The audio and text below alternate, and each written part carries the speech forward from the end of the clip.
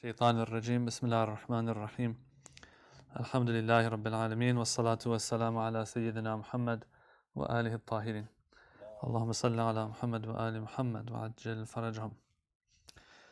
As-Sūkūn, tranquility, is the next stage of Akhlaaq. Now, he brings a separate chapter for it, but this doesn't necessarily mean that Sūkūn is separate from Yaqeen.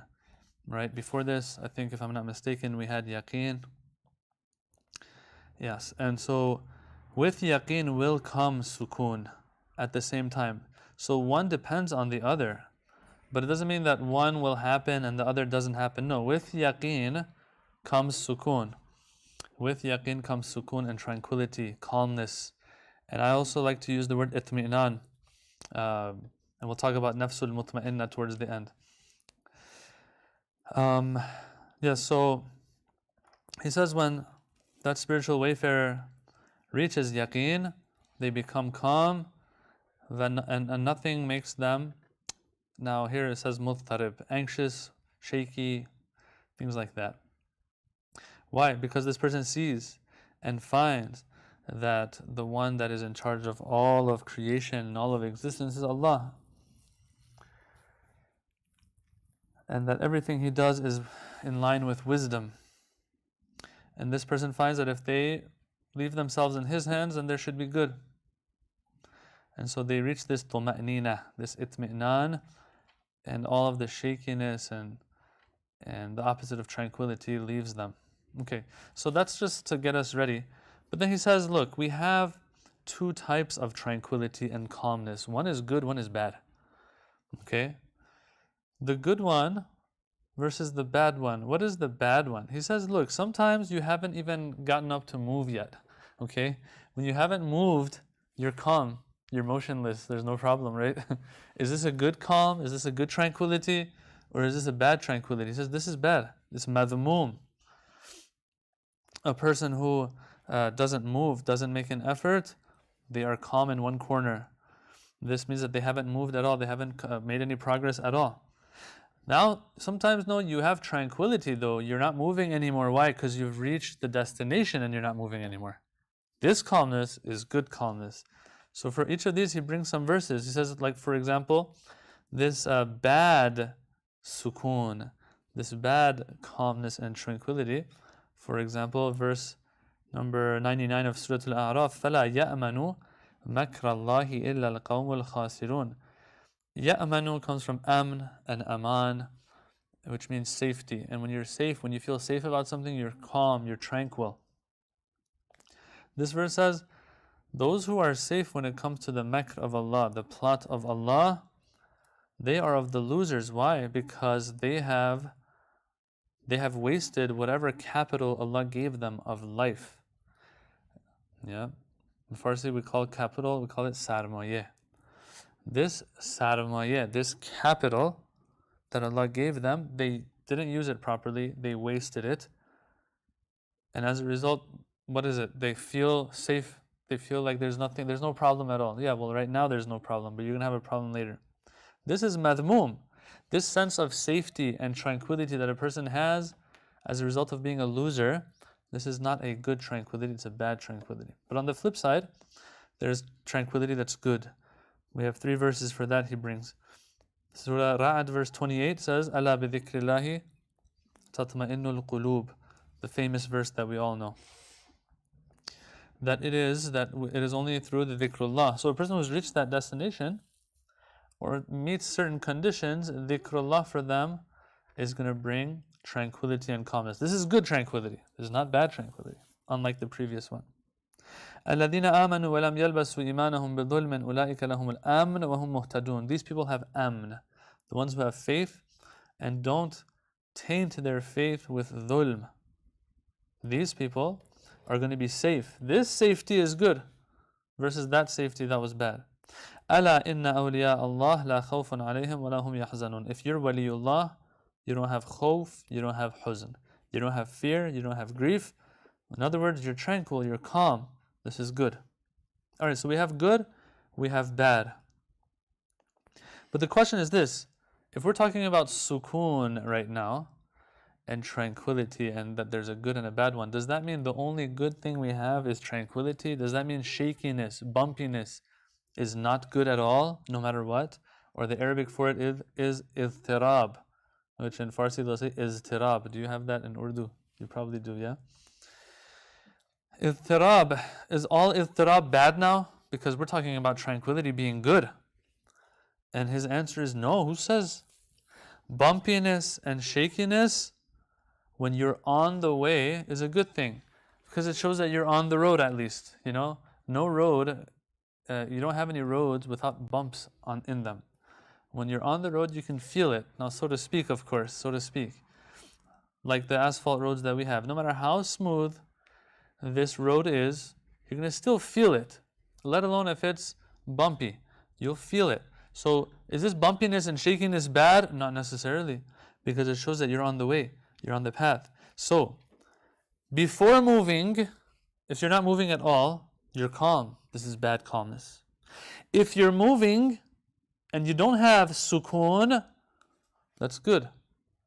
And then if you reach the destination and you have Sūkūn, and that's what we're talking about today, and that of course is very good. Okay? So let me read a little bit of what he says in this regard. In regards to the bumpiness and shakiness that we experience when we're on that path. He says the ones who are on the path, because they know that there is a dangerous bandit, and dangerous crook on their way, hiding. And because he himself, he said, لَأَقْعُدَنَّ لَهُمْ صِرَاطَكَ الْمُسْتَقِيمِ, I'm going to sit on your straight path, O Allah, and try to misguide them from it. Because they know that there is something like this on the way, yes, they have idtirab. They are shaking a little bit. It's bumpy for them. They have what is shaking? Their heart is shaking. Their heart is trembling. They don't have that calmness and tranquility and Sūkūn. They know that they are in a tight battle with Iblis, who doesn't want good for anybody. He is Adu Mubin, the clear enemy. He has a lot of tricks up his sleeve. He has something for the alim. He has something for the zahid. He has something for the abid. He has something for the tajir, the one who does trade, the businessman. He has something for the woman. He has something for the man. He has something for the young, the adolescent, the old, the ones who are frail and they're about to die even. He has something for them. He has something for those who have positions. All of these things, he has a trap for them. وَلَقَدْ أَضَلَّ مِنْكُمْ جِبِلًّا كَثِيرًا أَفَلَمْ تَكُونُوا تَعْقِلُونَ Surah Yasin verse 62. It says that verily, Shaitan has misguided a good number of you. A good number of you. And so here, someone might say, okay, so it's a battle. And I am fighting in the way of God. And so why should I be worried?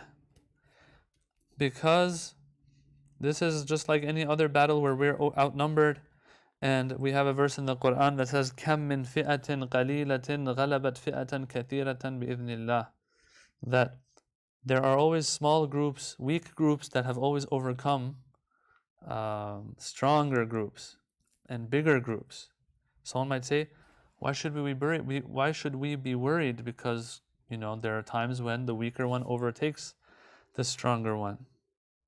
Ayatollah Jawadi says, don't be fooled by this. Don't think like this. This isn't your normal battle where numbers sometimes will matter, will not matter.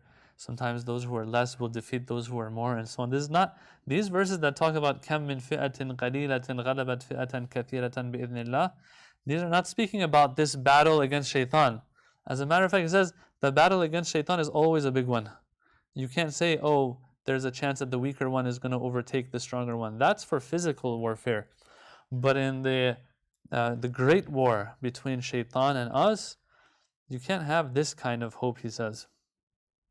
And because you don't have this kind of hope, of course you have hope that you'll win, inshallah. But this shouldn't bring you calmness, he says. It shouldn't bring you Sūkūn and tranquility, he says. That's the difference. You shouldn't feel safe, just like that verse we had a few minutes ago. فَلَا يَأْمَنُ مَكْرَ اللَّهِ إِلَّا الْقَوْمُ الْخَاسِرُونَ. It shouldn't be like that. As a matter of fact, he's ready for us, shaitan. لَأُزَيِّنَنَّ لَهُمْ فِي الْأَرْضِ وَلَأُغْوِيَنَّهُمْ أَجْمَعِينَ. I am going to make zinat of everything for him or her. I'm going to make everything look good to them. I will misguide all of them. أُضِلَّنَّهُمْ أُمَنِّيَنَّهُمْ آمُرَنَّهُمْ. I will misguide. I will give false hopes. I will command them to do this, to do that. That's why it says the person who is on the path will have this idtirab, this shakiness. Their heart will shake. Why? Because this enemy is not a physical enemy. It's not a physical enemy for us to say kam min fi'atin qalilatin all the way till the end. No. Alright, so we have the bad sukun. We have the good shakiness. Then when you reach the destination, as a result of continuing that path and as a result of the yaqeen that you have, you reach a sukun, and this is the good sukun now. And he talks about that now. He says, on one hand, this individual, as they are traversing this path, they are worried, as we said. But when they reach that, when they pass that region of danger and reach safety, this fear, this shakiness subsides. إِنَّمَا الْمُؤْمِنُونَ. And we had this verse before. I think we had this in dhikr, in the chapter of dhikr. إِنَّمَا الْمُؤْمِنُونَ الَّذِينَ إِذَا ذُكِرَ اللَّهُ وَجِلَتْ قُلُوبُهُم. Mu'mineen and believers are the ones who, when Allah is mentioned, and they're on that path to Allah, their hearts shake and tremble when they hear about Allah. وَإِذَا تُلِيَتْ عَلَيْهِمْ آيَاتُهُ زَادَتْهُمْ إِيمَانًا وَعَلَى رَبِّهِمْ يَتَوَكَّلُونَ. And when His verses are recited, their iman is strengthened and they rely on Him. Yeah. So it begins with that shakiness. But then it goes on, it says, تَقْشَعِرُّ مِنْهُ جُلُودُ الَّذِينَ يَخْشَوْنَ رَبَّهُمْ ثُمَّ تَلِينُ جُلُودُهُم. Talked about this before, many sessions ago, that their skin trembles out of the fear of Allah, but then it calms down. Their hearts, their skin, it's not trembling anymore. Why? Because of dhikrullah. These people, it's because they have reached that safety now as a result of whatever they've been doing. So he wants to wrap it up. Yeah. He wraps it up like this. He says that we have different types of people. Number one, the ones who have that initial tranquility, which is bad. And he gives a good example of this. He says a stone, is it calm or is it moving around? It's calm. But a person who's not moving and has sukun and tranquility is like a stone that's not moving. A stone is not worth anything. Okay? Number one. Number two, he says some people, they are shaking. That is good because they're on the path. And number three are the urafa. The urafa who have made it. They have this sukun. And so he says, look, let's find the root of everything here. The root of everything, he says, from everything that was mentioned and previous chapters. He says that from all of what we discussed, it becomes clear that the different levels of sukun depend on the yaqeen of an individual and the levels of yaqeen they have achieved. And the levels of yaqeen they have achieved goes back to the levels of ma'rifah they have gained. Remember, we talked about this. How Ayatollah Jawadi said, even mahabba and hub and love is not the root of everything. Ma'rifah is the love of everything.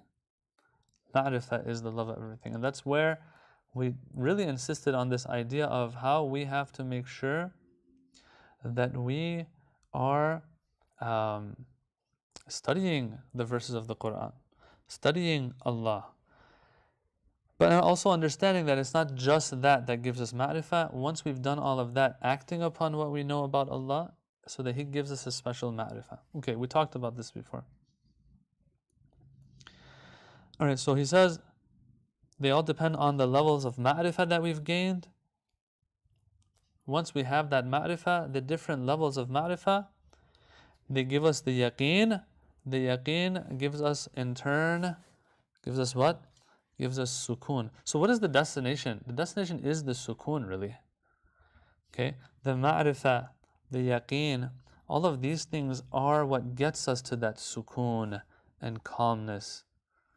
And once we reach all of that, as a result of all of this comes the love. Okay, the love comes as well. So when we're teaching our kids, when we're lecturing, what are we supposed to stress on?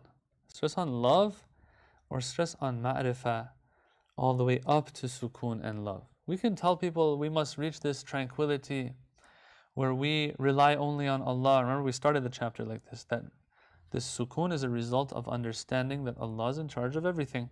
Something we've said again and again and again. Should we stress more on the means or the ends? Which one? Obviously the means. What is the means? The means is the ma'rifah. That is which is in our hands, it's the ma'rifah, to gain some ma'rifah. And this is why our scholars are always pushing for education, learning, discussing more and more. The emotional side of things is a must. Islam itself has brought emotions into the equation a lot of times. But the emotions are not the destination. But because it is such a genuine, original thing that we have, the emotional aspect, sometimes we misidentify the destination and we see it to be the emotional aspect of things. No. Everything is a means to get to Allah. When you get to Allah, that's where the sūkūn is. So the sūkūn, the hub and love that brings about sūkūn is the destination. It's interesting. You have the same equation when it comes to the spouse. It says that Allah جَعَلَ بَيْنَكُمْ مَوَدَّةً وَرَحْمَةً and all of that, لِتَسْكُنُوا إِلَيْهَا. This whole marriage, institution of marriage, and the love that comes and all of that, it's so that we all reach a tranquility and calmness in the end. Okay, that is the ultimate goal of it. Just like we have that there, we have this with Allah as well. What is the means? What is the ends? All of this stuff that we're talking about are the means. The ends is the sūkūn. But can I have that end goal without the means? No. So what am I going to stress on here? I'm going to stress on the means. Very obvious. It's very obvious. But what do you find? What you find is what sells to people is what? When they talk about the end goals. Think about it. If you tell a youth every day, if you want to be in shape, you gotta hop on the treadmill. Let's just say. You gotta do your cardio every day. Every day you remind them of the cardio. Is that more motivating? Or when you show them the end result of these bodybuilders? Of course, the bodybuilders, when you see that, you get motivated, you get pumped. Yeah? And it gives that person a good feeling too when they hear about that. So for example, I'll go up and I'll lecture about what? There are 3 types of ibadat. Okay? The ibadat of the tujjar and the abid, and then there's the ibadat of the lovers. Habibi, it's good. Okay, we're not saying don't talk about these things. But stop bashing people with these things, telling them that what they're doing is not good enough and they have to go and they're supposed to get love. Tell them how. Tell them how to reach that point. We've been talking for like 40, 50 sessions now to understand that there's a path. All right. So all of these are pushing in that direction. Yes, once you reach there, the ultimate goal is sūkūn. Ultimate goal is hub, and so on. Okay. Having said all of that, this ayah of the Quran in Surah Al-Fajr, one to last, or one left, 2 or 3 before the end of the surah, it says, Ya ayyatuha nafsul mutma'inna. Irji'i ila rabbiki radiyatan mardiyah, fadkhuli fi ibadi, wadkhuli jannati. Okay, so this Ya ayyatuha nafsul mutma'inna seems to be speaking about that same thing, the tranquil soul. Let's see what Allama Tabatabai says in regards to the tranquil soul before we end. He says, look, when we look at this verse that is one of the last verses of Surah Al-Fajr, we want to figure out what nafsul mutma'inna means. To figure out what it's talking about, we look at the previous verses. The previous verses are all negative. They're all talking about the people who didn't do what they were supposed to do. Why? They were too attached. So let me pull it up. ولا يحض على طعام المسكين فويل للمصلين. Is that the one? No. Can't find my Quran app. Oh, there it is. Surah Al-Fajr. I mean, I think I memorized it, but the verses sometimes don't come right to the mind. Yeah. فأما الإنسان إذا ما ابتلاه ربه أكرمه نعمه فيقول ربي أكرمن إذا ما ابتلاه قدر عليه رزقه يقول ربي أهانن كلا بل لا تكرمون اليتيم ولا تحاضون على طعام المسكين تأكلون التراث أكلا لما. You don't take care of the orphans. You don't feed the poor and needy. You devour inheritance. What a devouring. You love mal hubban jamma. All of this is what it's talking about. So it's a person that is totally attached to dunya, totally not even moving in the direction they're supposed to move towards. So Allama Tabatabai, he says the flip side, the opposite of this is nafsul mutmainna. This was the lowest of the low, so I guess the opposite will be the highest of the high. A person who is totally detached from all of this. And so who is that type of person? He says, هو أن النفس المطمئنة. The nafs mutma'inna is that nafs that finds sukun when it comes to the Lord, and is happy and satisfied with what He is satisfied with. So this individual sees themselves as an abd, does not own anything for themselves of khair or shar, good or bad, naf' or dar, anything of benefit or detriment. Nothing, they say, belongs to me. Wa yara dunya dara majaz. They see this world as a place where you do majaz, where you pass through. You pass through it, you don't stay there. And that everything in it that they face of ghina, wealth, faqr, poverty, naf, benefit, dar, detriment, sees it all as a test. So when the blessings are coming one after another, this does not push them toward tughyan and going against Allah, and fasad and corruption, and arrogance and vanity and things like that. And when poverty and deprivation come their way, it doesn't push them towards kufr and towards not putting aside shukr. Like Prophet Ayyub is the best example of that. Allah took everything from him. He is still thankful to Allah. Yes. Nothing happened. No matter what happens, this person does not sway from the straight path. Okay. And finally, I have shared this every now and then. I'll share it here too because it's relevant. This nafs mutma'inna, something to strive for, because I personally asked this once from one of these ones that I knew had reached nafs mutma'inna. Now, someone might say, well, it takes one to know one. No, it doesn't. You can tell if someone's made it, and you haven't, while you haven't made it anywhere yourself. So yeah, but no, this is an individual everyone knows was special. Anyway, the question was asked. I asked this question actually. I said, can somebody reach nafs mutma'inna and then come back from it? He said, no. No. So that is really something to aim for, to reach nafs mutma'inna. This sūkūn, but it comes after you have put behind you the tranquility of the stone, number one. Number two, put behind you the bumpiness of the road, and you reach that region of safety and aman. Inshallah, that is the nafs mutma'inna, and it takes a lifetime to get there, inshallah. Walhamdulillahi Rabbil Alameen. Questions?